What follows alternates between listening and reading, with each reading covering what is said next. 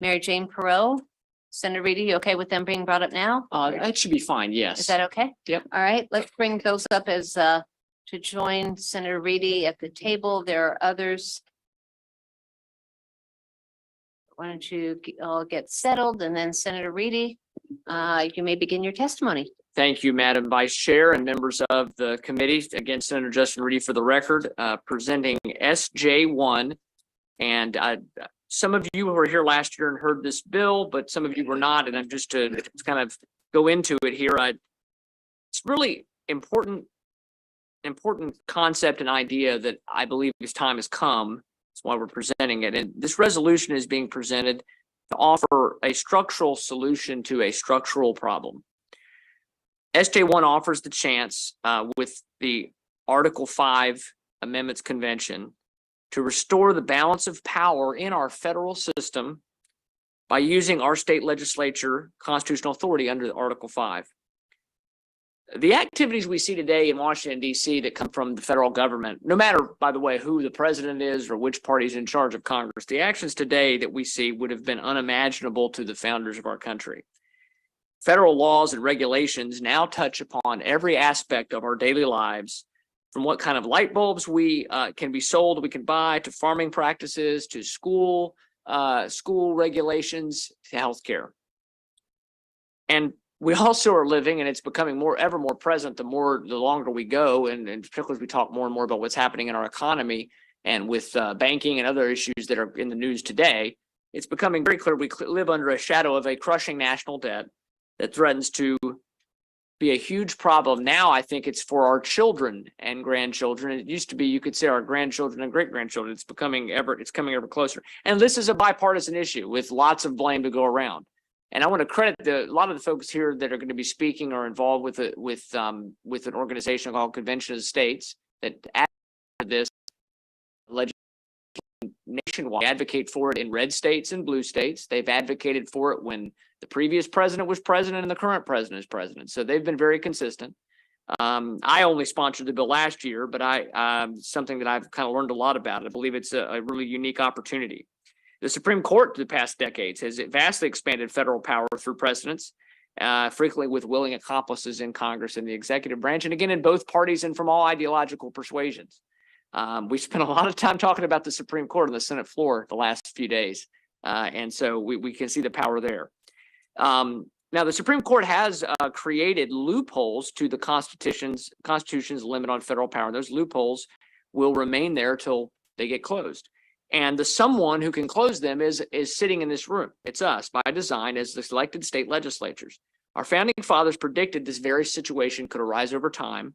And toward the very end of the Constitutional Convention, George Mason specifically predicted that the federal government would one day overpower the states. It was actually this whole issue was a source of significant debate at that time and in the years that followed. Insisted that Article 5 include a way for states to propose constitutional amendments through a state-controlled convention. Mason's proposal was adopted, and the final version of Article 5 gave states the ultimate constitutional power to unilaterally amend the Constitution of the United States without the consent of Congress. It's a high bar. The way it works is 2/3 of state legislatures, and that's 34 states, would pass resolutions applying for a convention to propose amendments on the same topic, which serves as the locked agenda for the meeting. And each state can choose and instruct its delegates who attend the meeting and work with others to hammer out amendment proposals on the specific topics that are articulated in the 34 state applications. And because they act as state agents of their legislatures, they'd be called commissioners, only have legal authority to act pursuant to that specified agenda, and every state gets a vote. Any proposals that are supported by a majority of states did get submitted back to the states for ratification. And as we know, 38 states to ratify a constitutional amendment. So this is a huge undertaking, but it would be the opportunity to see real consensus built on certain issues that could help bring a lot of our warring factions, I think, in our country together. And I think it's actually something we all ought to hope and strive for in the midst of what is a very difficult time politically. I think for all of us we don't like the dissension we see, and we can all take a moment and blame one side or the other. But the truth is, it oftentimes the dissension can go both ways or multiple ways. So by passing this resolution, we would be saying that we believe it's time for states to gather to consider proposing amendments that will rebalance federal power with state power. And specifically what's called for in SJ1 is limited to 3 topics for amendments. One would be an amendment to impose common sense fiscal discipline on the federal government, looking at things like balancing a budget. Amendments that, again, responsibly limits the power and jurisdiction of the federal government in its role, and then amendments that would set term limits for federal officials, including or possibly limited to federal judges and elected officials. So that doesn't mean that the convention would have to propose an amendment on each of these topics, but that would be the lockbox that would be part of this. That's part of this proposal. So my motivation, as I talked about for the last couple minutes, is I introduced this. I think it's an idea we need to think more about. Number one, we need to really consider doing it. Number two, and we would not be the first state, but there's still a long way to go. But I think it's a really great opportunity for us to put our foot down and say we need to reorder the federal government's hold and priorities, but in a way that is not a drastic change that tries to upend everything that any of us may or may not disagree with. Just some common sense fiscal discipline and term limits. I really want to try to see if we can move past. I'm trying to find ways in a lot of areas in my sort of whatever my political career is, such as it is. How can we move past vitriol and have strong, fierce debate, but do it in a way that's focused on solutions and building solutions, especially if it relates to national politics. It's like every 2 years, there's this high stakes game of elections of who's going to control Congress, who's going to be in the White House. And it's like if your side loses the White House, particularly, everybody wants to, say the world is going to end. And then the other side, says, no, the world, everything's going to be great.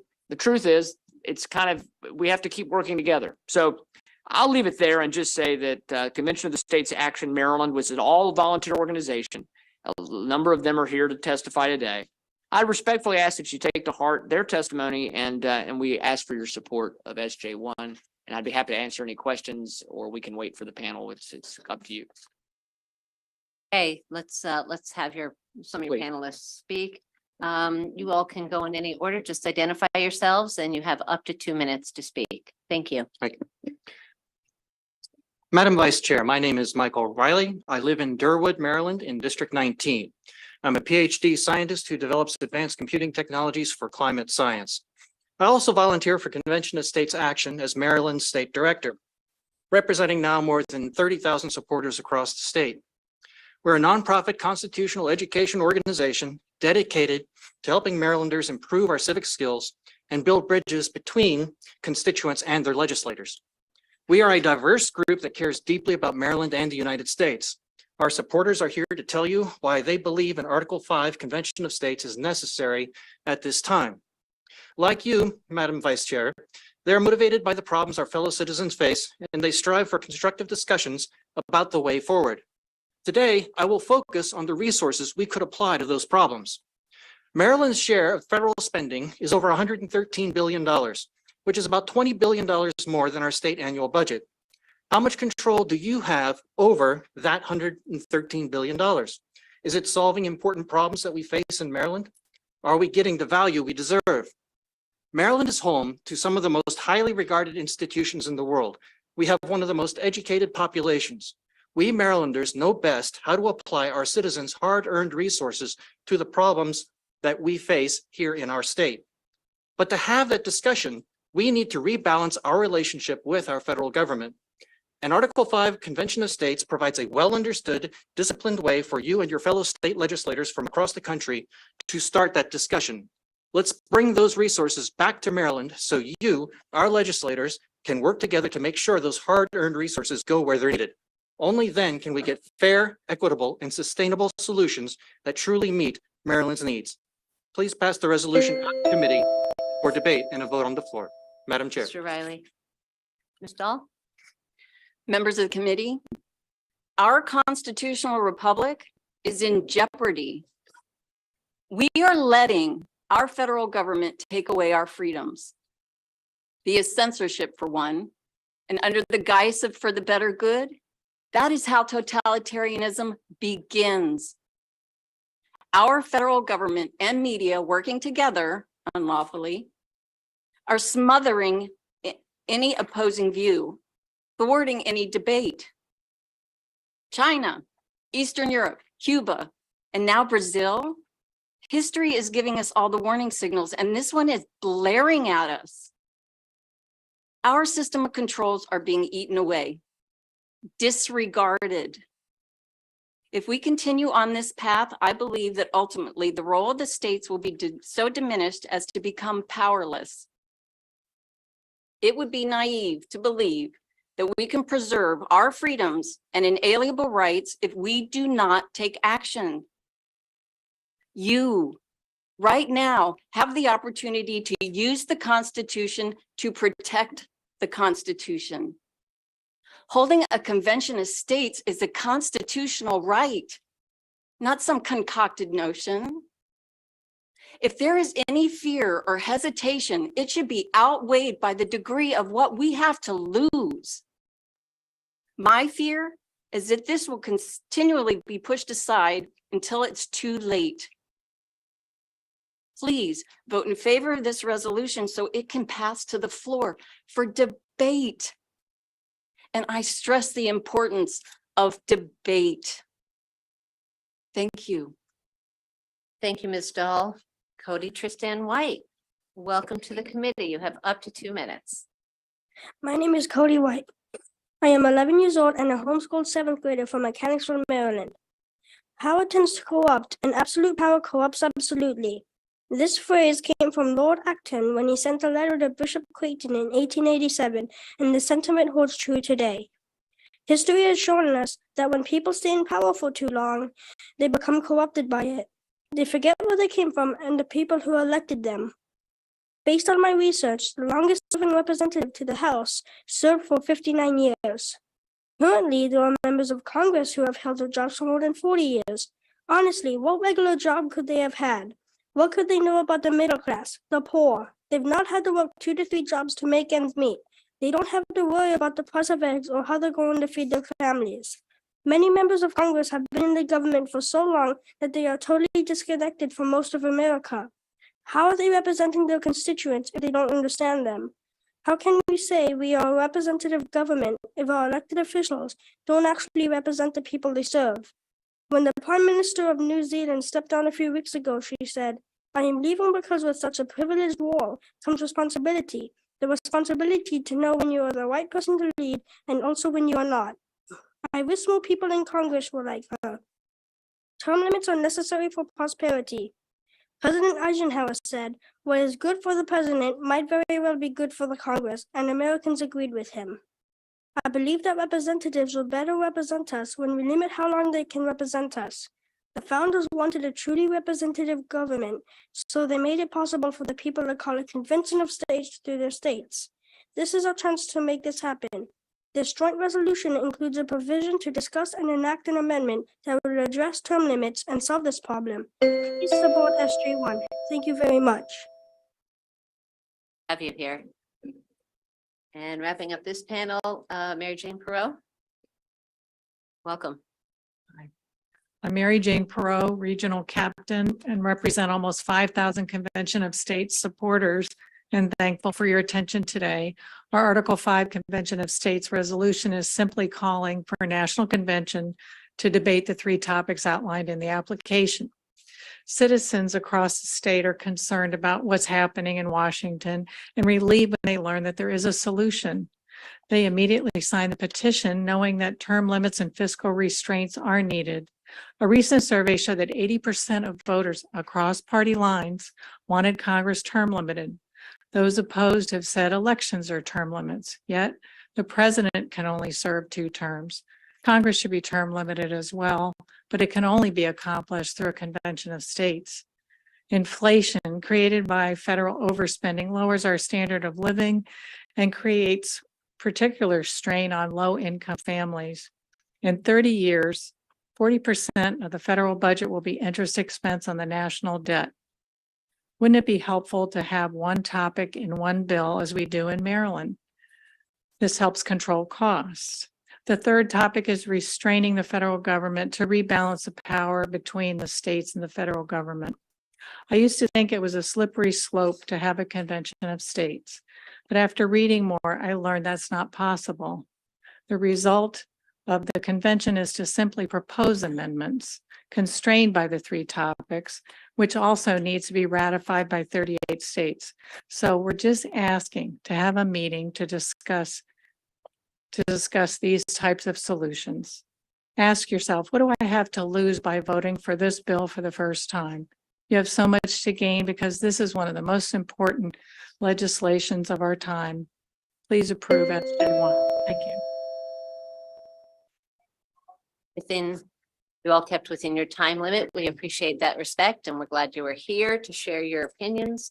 Next, let's see, are there any questions for this panel? Senator Carozza, Yeah, thank you. if you all would stay seated for a Thank you, second. Vice Senator Carozza. Thank you, Madam Vice Chair, and I'll be brief. I'm always interested because the witnesses bring a lot of information about our founding and a reminder of how we were formed as a constitutional republic. My question is, and I think it might have been presented, I wanted to know, do so many states have to pass this joint resolution before we can move to that? And I forget what that magic number might be.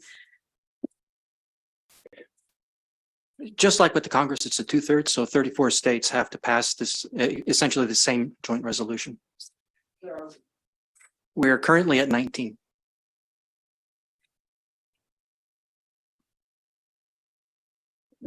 And 38 have to ratify, but 38. 34. I'm going to take a moment because I think it's really important that Cody hear this. So a bunch of states years ago passed term limits and a bunch of them have repealed because they're a really bad idea. And they take away choice from the voters, because if someone's doing a good job, you don't want them to leave. And so even conservative states like Idaho and Utah have repealed them. So it's a more complicated issue than might, meet the eye. And folks who are not accountable to the voters, like lobbyists or staffers, are not term limited, and they end up making the decisions rather than the accountable voters, the legislators. So I just want to offer that. Isn't that so, Mr. Chairman? With that would complete the questions. Senator on this. Senator Kagan, the good news is the convention simply says it's something you discuss. So you I don't have to understand. do it. I understand, but the theme of a lot of the witnesses was term limits, and Can't imagine it why. sounds appealing until people think about it, and then they go, oh yeah, I don't want lobbyists and staffers making the decision. Yeah, we With wouldn't want all that due in Washington. respect to our lobbyists and staffers, I think elected officials who are accountable makes more sense. With that, thank you all for your testimony. Elwin Redfern, Chengbo's son, David Hafer, Jacob DeBoer, and Cesare Vitopia is the next panel. And then we'll have 1 or 1.5 more panels after this. You all can go in any order, just identify yourselves and you have up to 2 minutes to present your testimony. Welcome to the committee. Thank you, ladies and gentlemen. It's my privilege to speak in front of you. My name is Chenbo Sang. I came from China. When I first came to the United States, I was like a bird out of the cage. This land is like the image of heaven to me. But because of where I came from, I recognize that communism is coming here. 3 years ago, the almost forgotten feeling of suffocating suddenly struck me hard when we were instructed what we could say and how we should think. I was told freedom of speech was protected here, but somehow so much censorship. And so many decisions are made by Washington, D.C. instead of our state. I'm hyper alert of freedoms suddenly disappearing. My friends who grew up here seems didn't realize this is a big deal. My friends, they ask, what does it have to do with me? Well, I have many examples of things happening right here that frighten me, and I perhaps should frighten you as well. Freedom of speech used to be the greatest freedom, but now so much And so many things are fact-checked. A fact-checkment, that sounds like a Soviet Union Ministry of Truth, but whose truth is that truth? I love this country. When I look around the world, I see that our country is the last land of peace and freedom. Oh, thank you. Thank you, Mr. Sun. Next witness? Yes. My name is Cantor Elwin Redfern from Silver Spring, and I have lived in Maryland for 32 years and a second-generation American. I'm a professional cantor and have been a prayer leader in traditional Jewish synagogues in Annapolis, Baltimore, and Delaware.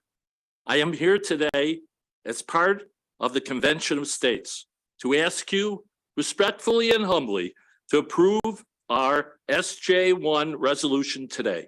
We just want the resolution discussed and debated for the first time in the Senate during this year's legislative session.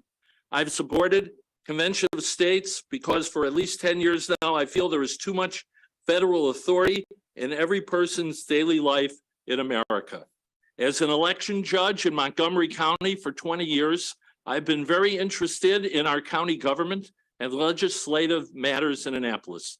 President Abraham Lincoln said, "Government of the people, by the people, for the people, shall not perish from the earth." I'm not sure that our federal government wants this anymore. The federal government is taking away your power as a state government, and this is alarming to me. There are now 19 states that have already approved the Convention of States. 33 states have passed the COS resolution, including the state of Massachusetts. Four more states are closing to passing this week.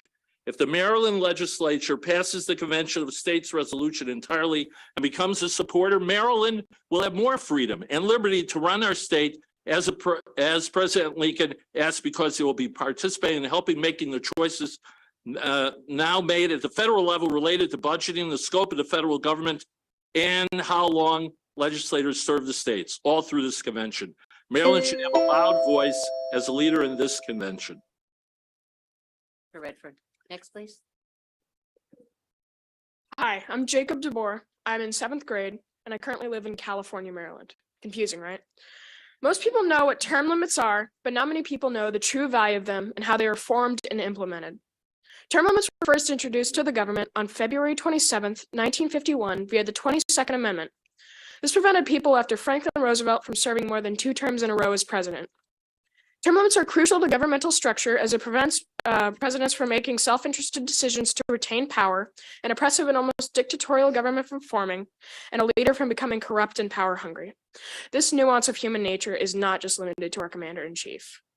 In the present, most elected government officials are allowed to serve an unlimited number of terms, which leaves them susceptible to the same self-interests and may be the reason that we've surpassed our debt ceiling by trillions. For instance, our public officials could be coerced through bribes or risks of election into supporting laws that a vocal and connected group of people demand, even if, in their opinion, those laws aren't the best for the country as a whole. When elected officials are more heavily influenced by wealthy donors and connected individuals than their own constituents, then they represent special interests rather than people who are working multiple jobs just to make ends meet. Additionally, self-interested politicians taking up the limited seats of government prevent new and innovative ideas from forming. This leads us to the point where officials push the status quo for the special interest groups, mocking the design of our representative government. Term limits minimize the amount politicians would be susceptible to lobbyists and their financial influence, and establish safety buffers against negative consequences for the country. They would also allow for new people to be involved and overall improve our society for our citizens. Thankfully, our founding fathers designed the Constitution to allow for checks and balances. Article 5 is one of these. By calling a convention of states, we can place term limits on those who need it most, the congressional body who are biased to special interests rather than those who elected them. Thank you. Thank you very much. Next witness, please. My name is Cesare Bodapi, and I live in District 13. Our country will turn 247 years old this year.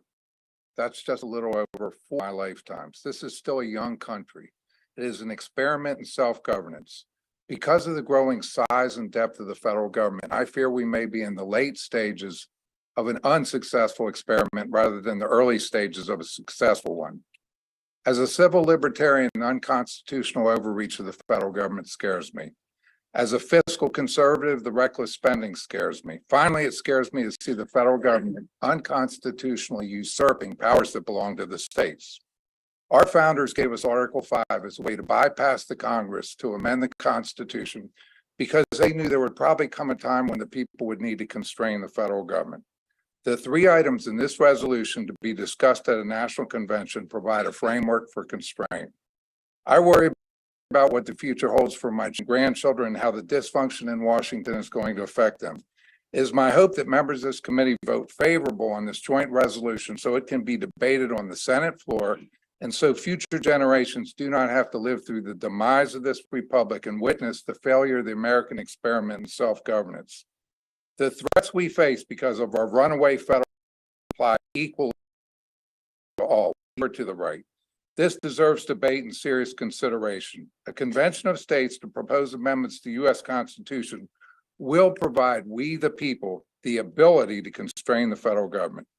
Please support passing SJ1 to the floor for debate so the full Senate has the opportunity to vote up or down on this joint resolution so the Maryland legislature might join other states to utilize the gave us to ensure the American experiment in self-governance is a success. Thank you. Thank you. And I'm thinking you are Mr. Hafer. That is me. Okay, welcome. Good afternoon. My name is Dave Hafer and I am the District 29 captain for the Convention of States. I represent approximately 1,700 Convention of States supporters. For more than 35 years, I served as both a Marine and a civilian in the federal government. I had extensive experience with the Department of Defense, the Department of State, and the intelligence community.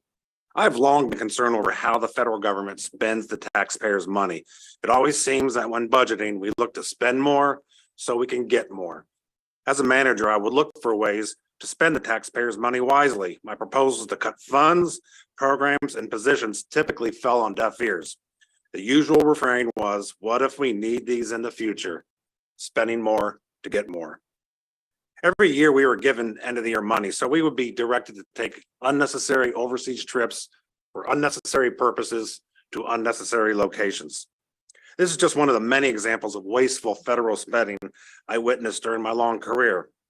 Over time, it became clear to me that the federal government will not restrain itself. Now the federal debt is over $31 trillion. The federal government has spent and grown far beyond what our founders had ever intended. They would be astounded at the size and scope of the federal government today. However, in their incredible wisdom and foresight, they anticipated that this could happen. They left an escape clause. It is called Article 5 of the U.S. Constitution, a Convention of States. Please help us put an end to excessive spending. Americans don't want it and can't afford it. The Convention of States will allow participants to discuss ways to address overspending and debt, which requires discussion by all states. Please support Resolution SJ1 so it can proceed to the House and Senate floor for debate, so Maryland will have a voice in this process. Thank you. Are there questions for these panelists? Seeing none, thank you for your testimony. Next up, could we have Yun Chang Smith, Paul Macri, Robert Betts, James McQueen, and Seth Lipko? You may come and take your seats. And you can begin your testimony in any order. You each have up to 2 minutes.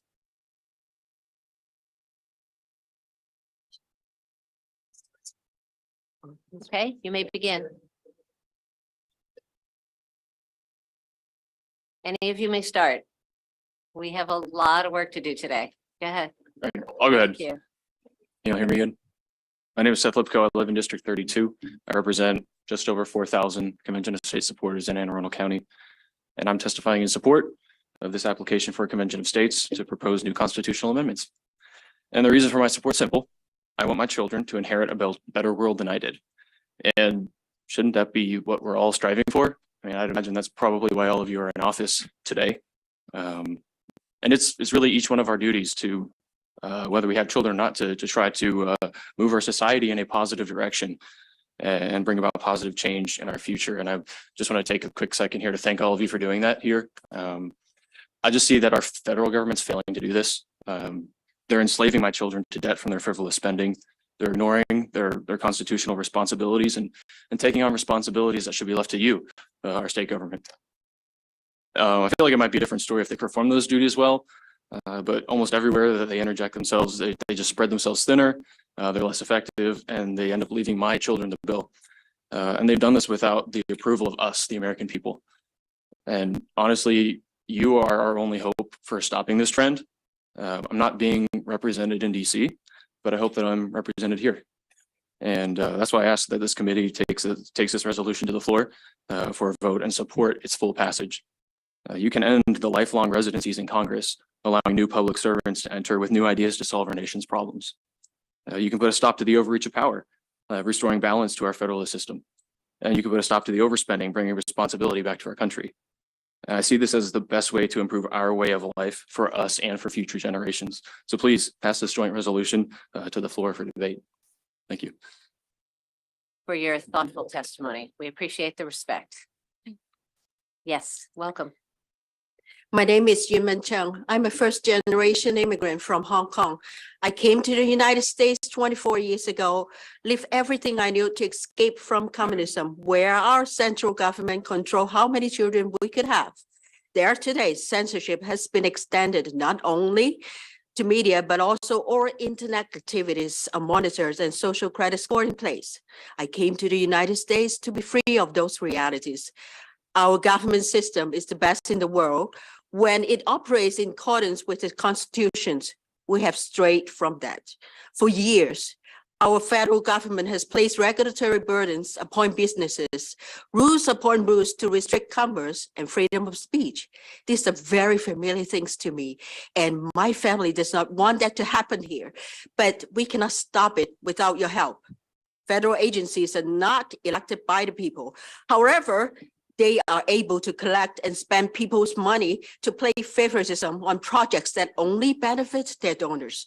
You know what's the best for Marylanders, better than officials in DC.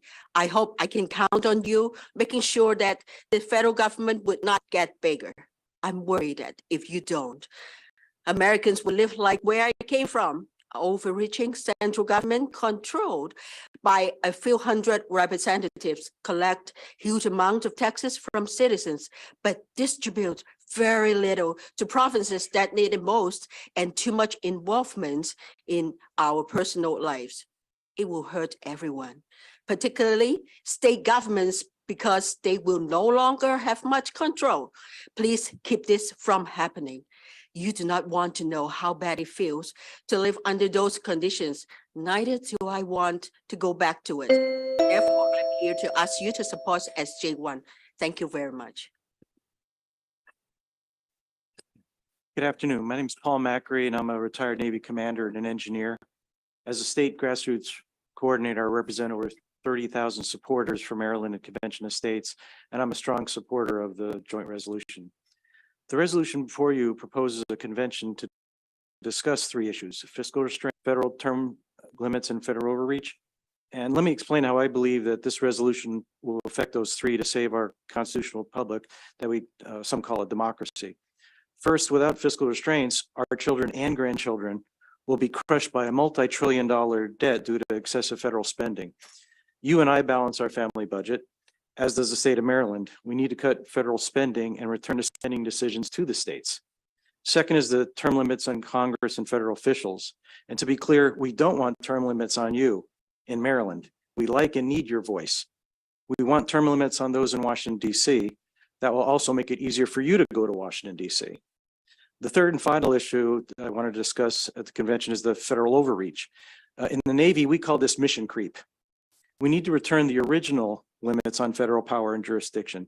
The Constitution lists the few, the only federal responsibilities. Anything and everything else resides in the states like 50 little laboratories. We have to end the one-size-fits-all approach. The few federal powers should be executed only in Washington, D.C. The many state powers will be applied locally. As the saying goes, all politics are local. The three topics work together to bring decision-making back home along with the associated funds. When the power is returned, we'll be back in balance. I trust you to better execute the power and budget and funds once those powers are returned to you, better than it would be in Washington, D.C. We enjoy a supermajority in a nonpartisan way. And thank you for your attention. Next witness, please. Good afternoon. My name is Bob Betts. I live in District 9A along with 800 other Marylander voters who want you to call for an Article 5 conventions. Those 800 voters and I have one message for you today. Please send SJ1 to the full Senate for a discussion, debate, and vote. In my testimony today, I wanted to expose the disinformation behind the most common objections to our resolution. You've probably heard them already and are likely to hear them again. So I want you to be prepared to understand them when you do hear them. First is the claim that a constitutional convention could destroy the entire US government and should be avoided at all costs. That's true. All of us supporting SJ1 today oppose a constitutional convention. SJ1 seeks an amendments convention, not a constitutional convention. The two are as different as Joe Biden and Donald Trump. A simple reading of Article 5 makes that clear. Claim there's no precedent. In fact, conventions of states were common when our country was founded. They are simply a meeting between any number of states to talk about something and maybe make a couple decisions. The most recent one was held in the 1990s to discuss water rights among several southwestern states. They didn't call it a convention of states, but that's what it was. And our resolution seeks to hold another one. Third is the claim that a convention of states would operate without rules, could not be controlled, and would allow corporate donors, lobbyists, and other undesirables to rewrite the Constitution and destroy our civil liberties. Again, a simple reading of Article 5 makes it clear that the only power this convention of states will have is to propose, not adopt, amendments to the Constitution. And I'll say just one more thing in closing. The objections I've heard and that will likely be submitted to this committee are the product of people who haven't either haven't read Article 5, read it but don't understand it, or who understand what our resolution means and will say anything to retain power they hold over us by changing nothing. Thank you, Mr. Betts. And Mr. McQueen? Yeah. Good afternoon. My name is James McQueen. I'm a native Marylander. And I learned something today walking through around here. And I'm going to read to you a picture of something hanging on the wall next door. The Civil Rights Amendments. The founding fathers knew the United States Constitution was an imperfect document and thus allowed for corrections to be made in place in future times when society would accept the inalienable rights of the United States citizen. Article 5 of the United States Constitution outlines the process of amending the Constitution. And it talks about that. And what we're talking about here in Article 5 and the amendments that they had made in the Constitution was the first one was 13th Amendment, abolishing slavery. The 14th Amendment, all natural born citizens of the United States. And it goes on further into jurisdiction what their rights are. The 15th Amendment, all citizens have the right to vote. The 19th Amendment, women have the right to vote.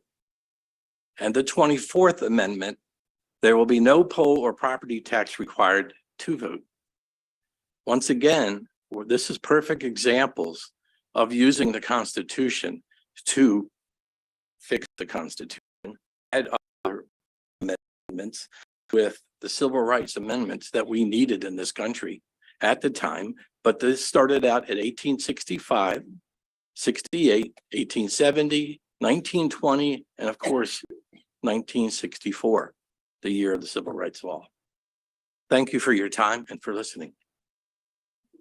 You being here, are there questions for this panel? Seeing none, we thank you for your testimony and for participating in democracy here in Annapolis. We have two more witnesses and that'll wrap up this bill hearing. That's Elliot Weekly and a return of Will Zwart.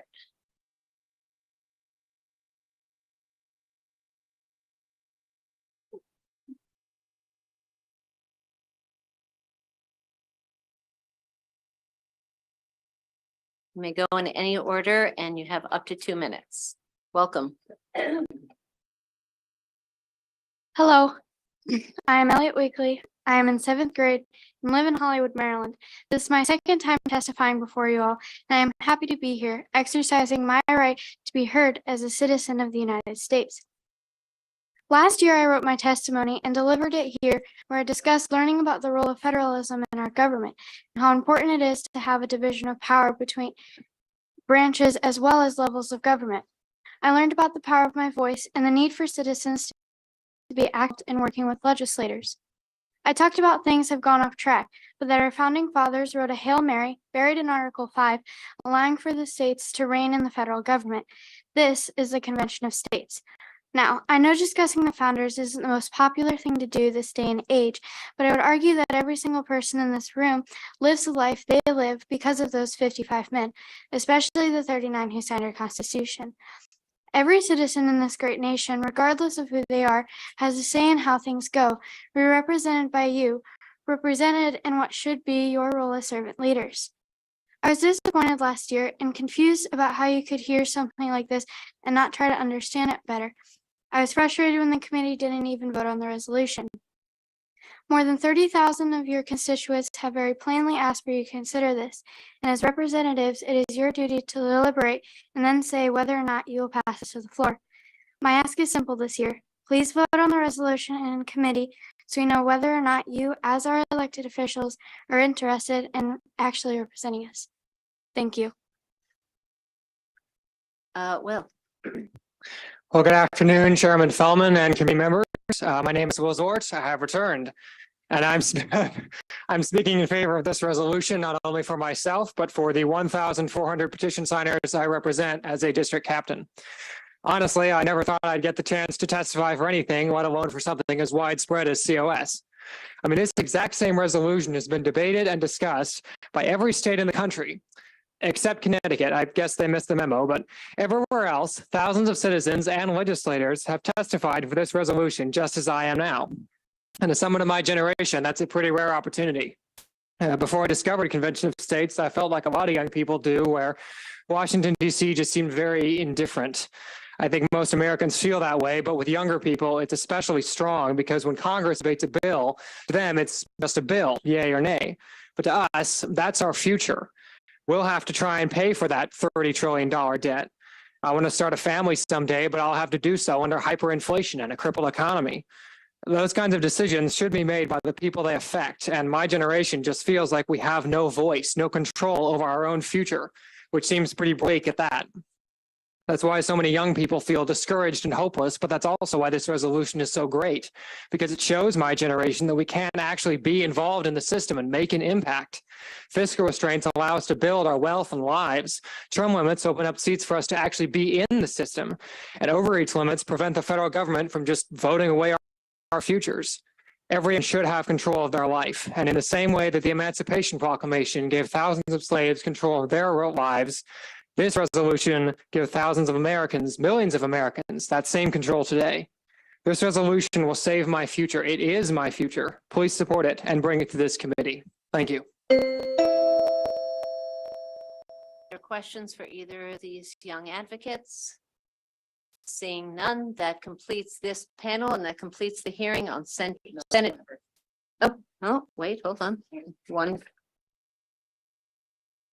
I see nothing on this.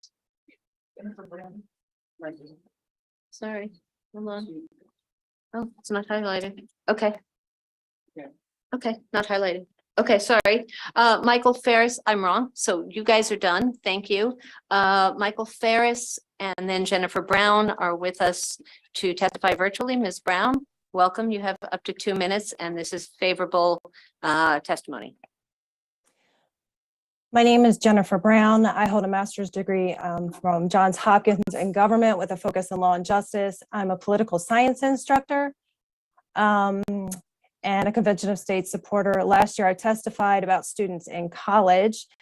This year, I'd like to address some concerns that people typically raise when talking about a convention. Some note that the Convention of 1787 was runaway. However, that was not an accurate depiction of the constitutional framework of the United States at the time. The 1777 Articles of Confederation created an entirely different structure of government than we have now. Each state retained sovereignty, freedom, independence, and every power, jurisdiction, and right, not directly addressed by the Articles. And furthermore, they entered into a firm league of friendship, which operated much like a treaty amongst states rather than a unitary government. In 1786, the states recognized shortcomings of the Articles and independently sent delegates to the Federal Convention to render the federal constitution adequate to the exigencies of government and the preservation of the Union. Thus, the goal of the Constitutional Convention was to rewrite the Constitution as a long-term stable government, not simply propose amendments to an already faltering system. The Article 5 Convention proposed by SJ1 is fundamentally different. It limits delegates to consider only those things that you've heard today, and it does not allow them to consider outside of that scope. Maryland's unwillingness to consider an amendments convention at the federal level is fundamentally opposed to our own constitutional philosophy. In Maryland, as well as in 18 other states, citizens must periodically vote on whether or not there will be a state constitutional convention. So I ask the members of this committee to consider our own political culture as a smaller state, but always as a key player in national policy. Please vote favorable to SJ1. Thank you. Harris, you will be our last witness, I think he's not. but he's not here. He's dropped out, so yeah. Okay, all right. So we didn't get to hear from Michael Ferris. Are there questions for Ms. Brown? Seeing none. Okay, again, that completes the hearing on Senate Joint Resolution 1. Thank you, Senator Reedy. Back to the chair. You have been watching a hearing of a Maryland Senate committee in consideration of our Article 5 Convention of States legislation titled SJ1. Just to give you a quick recap, Senator Justin Reddy introduced the resolution and he gave a very articulate presentation. He spoke very well on behalf of Convention of States and many people in Maryland. Several COS volunteers gave testimony and answered questions from committee members. There were several young patriots there who also gave testimony before this committee. There was no vote taken today. We are expecting a vote to happen sometime this week or soon after. We have Monica Sellers with us, who is the regional director for Maryland. She was watching the testimony. And Monica, it's so great that you're joining us today. I would like to get your perspective on what happened today and how do you and the team feel? Well, thank you, Andrew. This was just an amazing day for our Maryland team. We have a great team out there. We have 30,000 signed petitions throughout the state. We have an excellent team.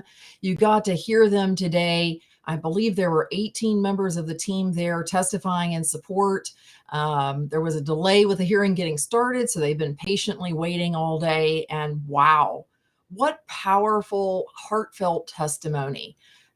These are all volunteers and they realize what's at stake and they're willing to do whatever it takes to help get Maryland on board.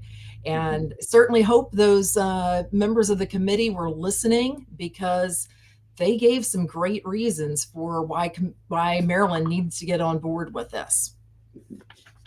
Monica, I want to go to some of the testimony that we heard from some of the younger patriots that were there in that committee room. There was one that really struck me. This one individual, this young boy, he talked about Lord Acton's statement, "Power corrupts and absolute power corrupts absolutely." I was just so impressed by how these young people giving testimony. What was your response to hearing some of these young supporters? Well, Andrew, I have had the pleasure of meeting Cody in person, and he's the real deal. He's an 11-year-old who loves learning about the Constitution, the Federalist Papers, all of these things that aren't being taught in the public schools anymore. But he's a homeschool kid, and he's learning about our country's founding and history. He's a winner of the Convention of States Maryland Essay Contest last year, and just an amazing kid, as you could tell. Mm-hmm. Absolutely. He was so impressive. Many of those young kids were very impressive. It was great to hear from them. It seemed at one point that the chairwoman seemed to not agree with one of the planks of our resolution. She called into question term limits, and she said that takes power away from the people and the elections are a form of term limits. You know, that just didn't sit well with me. She also said that it would be bureaucrats and lobbyists that would be calling the shots, and that's also not true because the language of our resolution would allow for term limits on federal officials and their staff. So what was your perspective when she called into question the merits of term limits and just generally our Article 5 application? Well, Andrew, no huge surprise. We are all about limiting the power of the federal government. And there are some who like big government and want it to be as big as it is, maybe even bigger. So it's not surprising that they would be opposed to term limits. However, in polling, consistently 85% of the American people want some form of term limits. And we believe that term limits need to be up for discussion. And as several of those testifying discussed, this getting to convention is only to be able to discuss term limits.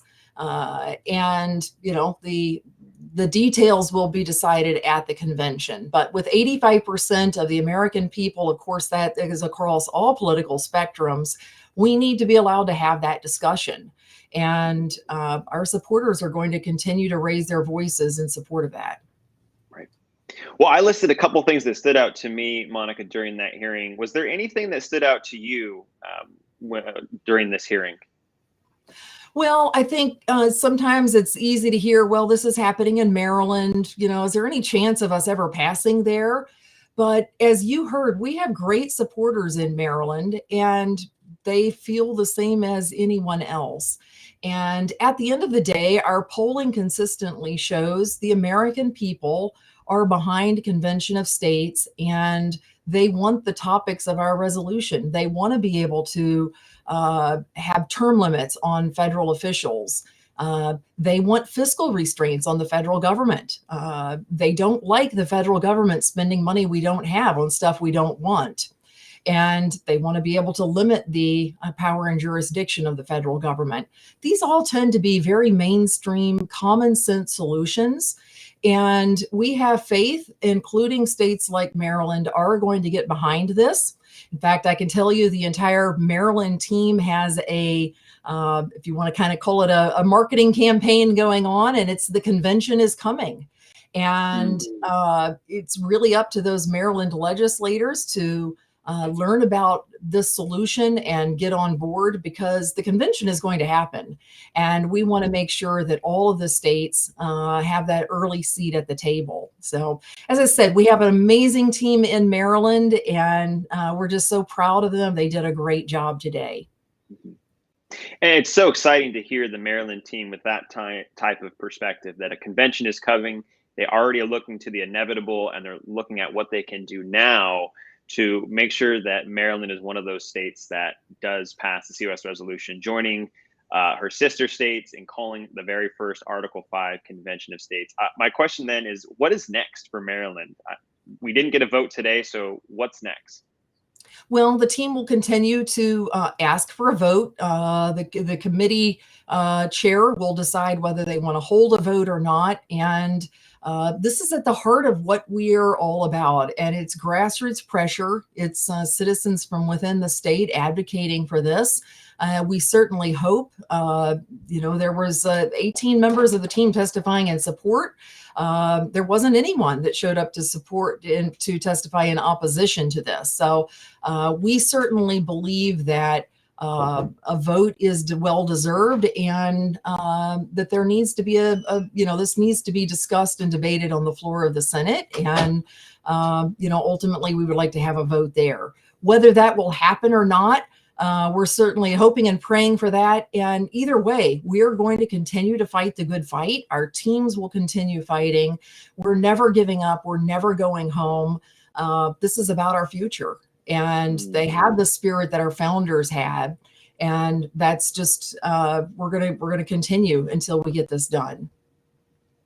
That's outstanding to hear. Monica, I know you're very, very busy, so I have one last question before we let you go. What is your call to action to everyone who's tuning in right now?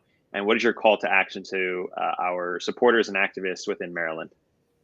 Well, thank you, Andrew. What I would tell everyone, regardless of where you are, but certainly if you're within Maryland, go to the Convention of States website, check us out, consider getting involved with the team. Consider going to that Take Action tab.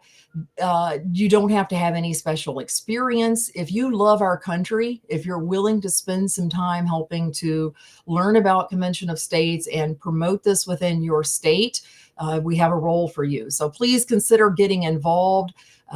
As I said, our country is at stake, and we have a place for you. We can help find something where you can be effective and make a difference, not only for this generation, but for future generations. Outstanding. Thank you so much, Monica. It's always a pleasure having you on these live streams. You and the Maryland team did such an outstanding job, and we're so proud of you and so proud of the work that our Maryland team is doing. Thank you again. We look forward to having you back to talk about one of your other states soon. Thank you, Andrew. Thank you so much for tuning in. You have been watching a special COS live covering the Maryland Senate Committee that was hearing SJ1. There is no vote today. We'll be expecting a vote in the near future. Until then, we have a country to save, so it's time for us to get back to work. We'll see you at the